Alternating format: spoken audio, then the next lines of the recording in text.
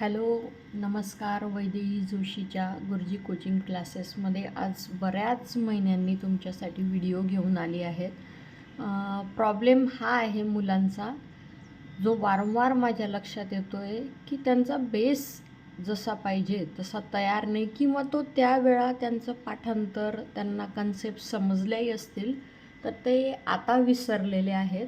तर त्यांना एक रिव्हिजन देण्याची गरज आहे.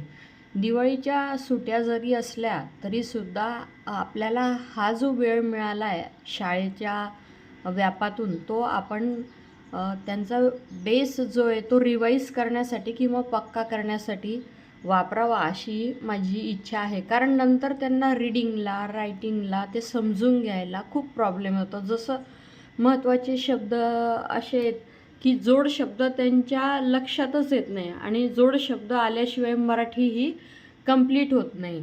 नंबर्समध्ये, जसं नंबर्समध्ये तुम्ही बघाल की 1 to 100 त्यांना वाचता येतं, सांगता येतं, लिहिता येतं, पण मधला तुम्ही एखादा नंबर विचाराल तर त्यांच्या लक्षात येत नाही.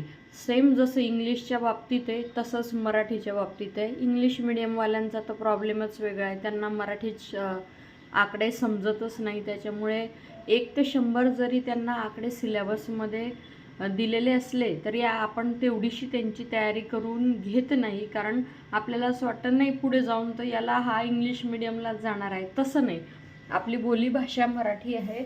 आणि आपण आता बघतो की MPSC द्यायला सुद्धा मराठी कंपल्सरी आहे. आपल्याला हे साधे 1 ते 100 आकडे आलेच पाहिजे. म्हणजे आपण एखाद्या दुकानात गेलो तर सगळेच दुकानदार काही आपल्याशी इंग्लिशमध्ये बोलत नाही. मग हे मुलं आपल्याकडे बघतात की 45 म्हणजे किती, मग आपण सांगतो 45, मग ते पे करतात. अशी इतकी वाईट परिस्थिती आपली होऊ नये म्हणून त्यांना मराठी आकडेही आले पाहिजे. अ, आ, इ, ई हे स्वर आणि व्यंजन ज्ञपर्यंत हे त्यांना वाचता आले पाहिजे, लिहिता आले पाहिजे. तसेच टेबल आपण बघतो की माझ्याकडे जेवढेही मुलं येत आहेत त्यांचे टेबल तयार करून घेण्याचा मी पुरेपूर प्रयत्न करते. हे मुलं घरी जाऊन फक्त शाळेचा होमवर्क करतात, क्लासचा होमवर्क कंप्लीट करायला कारणं देतात. इवन त्यांचे पालकसुद्धा येऊन आम्हाला सांगतात की नाही मॅडम, त्यांना शाळेचा होमवर्क खूप होता.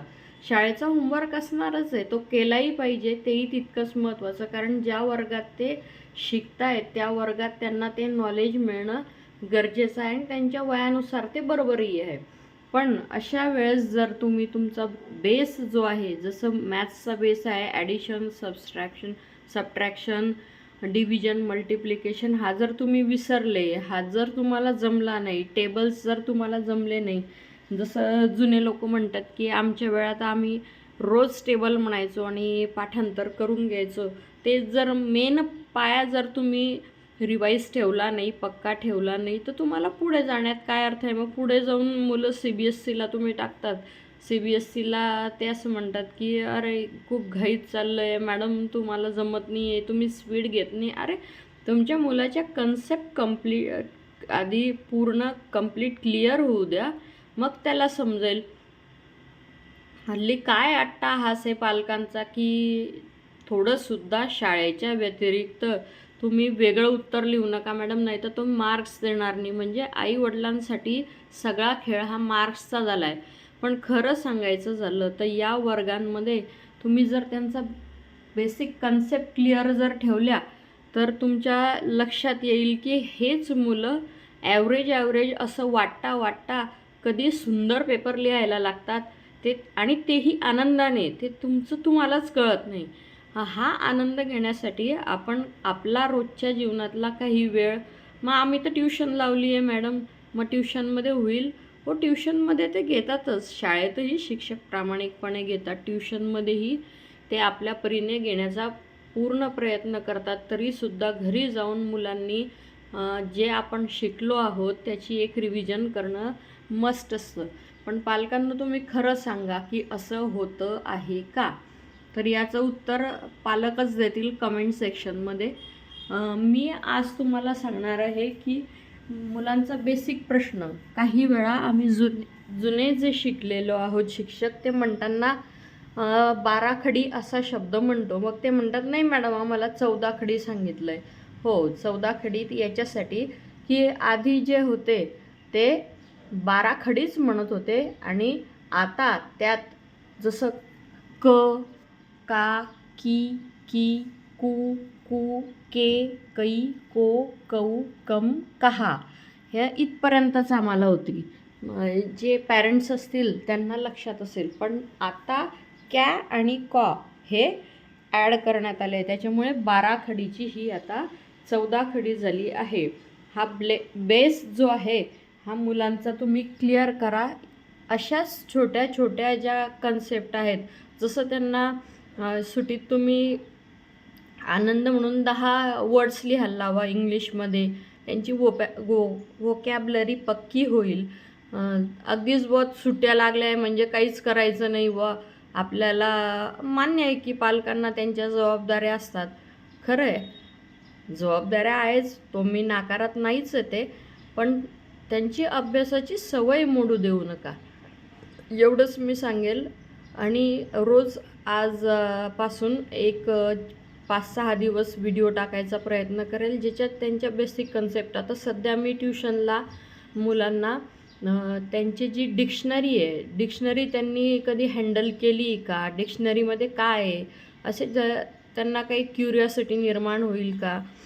जसं आपण त्यांचं ग्रामरचं पुस्तक बघतो, तर ग्रामरच्या पुस्तकामध्ये आपण डायरेक्ट त्यांच्या डेफिनेशन्स बघतो. जसं पार्ट्स ऑफ स्पीच म्हणता येतील आपल्याला, वर्ब नंतर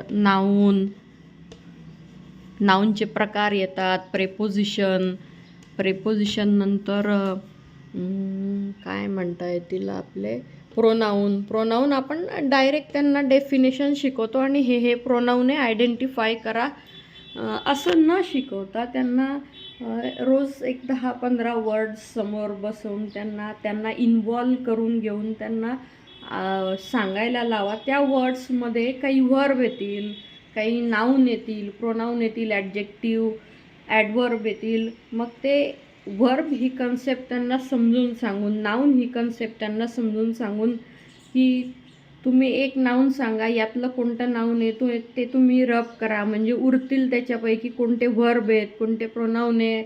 या पद्धतीने गेलं तर फार इझी होतं आणि ते त्यांनाही समजायला सोपं जातं. हाच अभ्यास म्हणून न करता ते एक मजा म्हणून करायला लागतात. आता माझं ट्युशनलाही अटेंडन्स फुल आहे, कारण त्यांना हे नेहमीच्या रुटीनमध्ये अभ्यासायला कंटाळा येतो. ते सिलेबस म्हणून त्या गोष्टीकडे पाहायला लागतात मुलं.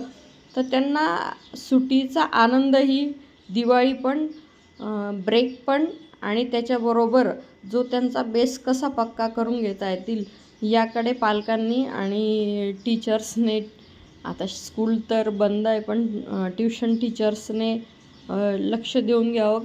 शेवटी आपल्याला ही पिढी घडवायची आहे आणि यांचं स्पीड फास्ट आहे, तर त्या फास्ट स्पीडमध्ये हे मुलं उभे राहिले पाहिजेत.